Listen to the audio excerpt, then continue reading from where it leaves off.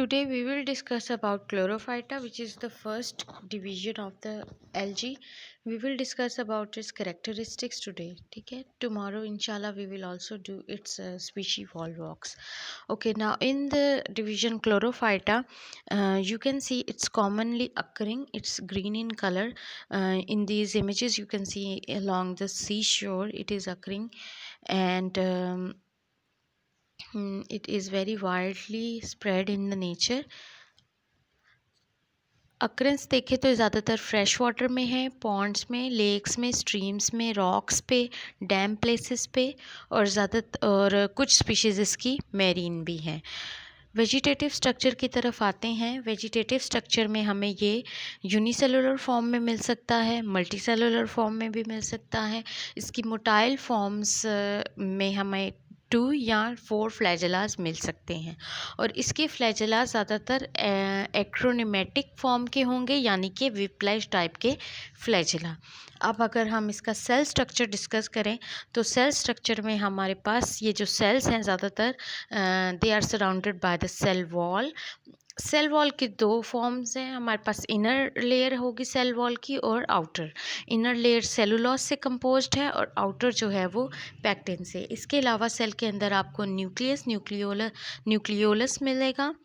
पेरिनॉइड body है। पेरिनॉइड के अलावा माइटोकॉन्ड्रिया और क्लोरोप्लास्ट जो कि पिगमेंट कंटेनिंग बॉडी है, वो भी आपको इसके सेल्स में नज़र आएगा।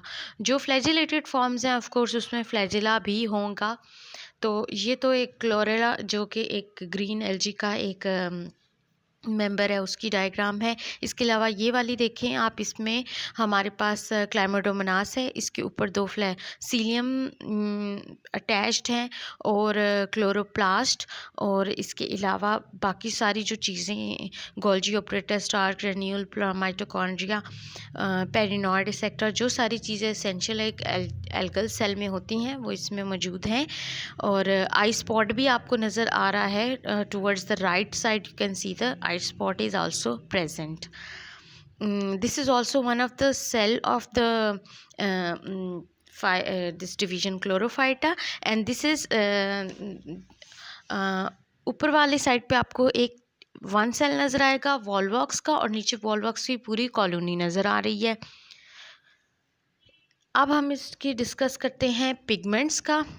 तो इसमें हमारे पास क्योंकि ये ग्रीन कलर एल्जी है, इसमें हमारे पास बहुत ज़्यादा फ्रीक्वेंटली प्रेजेंट है chlorophyll A, chlorophyll B, carotenes और xanthophylls are also found in this. जो शेप है क्लोरोप्लास्ट की वो ज़्यादातर डिस्कॉइड, बैंड शेप और स्टिलेट फॉर्म की शेप में है, और रिज़र्व फूड जो हमारे पास होगा वो ज़्यादातर स्टार्च की फॉर्म में। अब आप ये पिगमेंट चार्ट है, ये इसमें डिफरेंट क्लासेस और उनके सामने पिगमेंट्स लिखी हुई हैं। ये आप अगर याद कर लें तो आपको हर क्लास के अलग अलग पिगमेंट्स आइडेंटिफाई करने में या लिखने में आसानी होगी। अब आते हैं हम इसकी रिप्रोडक्शन की तरफ। तो हमारे पास इसके 2 मेथड हैं। पहले तो इसके इन 2 में एसेक्सुअल और सेक्सुअल के अलावा वेजिटेटिव मेथड भी है, जिसमें वेजिटेटिव में फ्रेगमेंटेशन बहुत कॉमनली अकरिंग है। एसेक्सुअल मेथड में हमारे पास जो मेथड है ज़्यादातर वो फ्रीक्वेंटली फाउंड इज़ ज़ूस्पोर फॉर्मेशन, जैसे कि इस डायग्राम में भी आप देख सकते हैं। टुवर्ड्स द राइट साइड आपको एक ज़ूस्पोरेंजियम और उससे निकलते हुए 4 ज़ूस्पोर्स नज़र आ रही हैं, और ज़ूस्पोर के 2 फ्लैजेलाज हैं, और कभी किसी स्पीशीज़ में 4 फ्लैजेलाज भी हो सकते हैं। इसके अलावा ए प्लानोस्पोर्स और हिप्नोस्पोर्स और एकाइनेट्स भी आपको मिल सकते हैं। मैं इस वीडियो के साथ आपको वो पिक्चर्स अलग से सेंड करूँगी हिप्नोस्पोर्स और एकाइनेट की।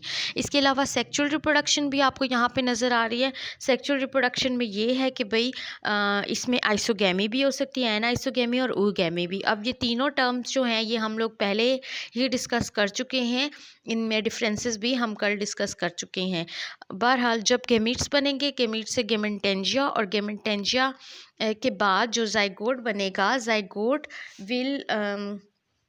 zygote will secrete a thick wall around it, and it will known as zygospore. So this is how the sexual reproduction take place in this division chlorophyta.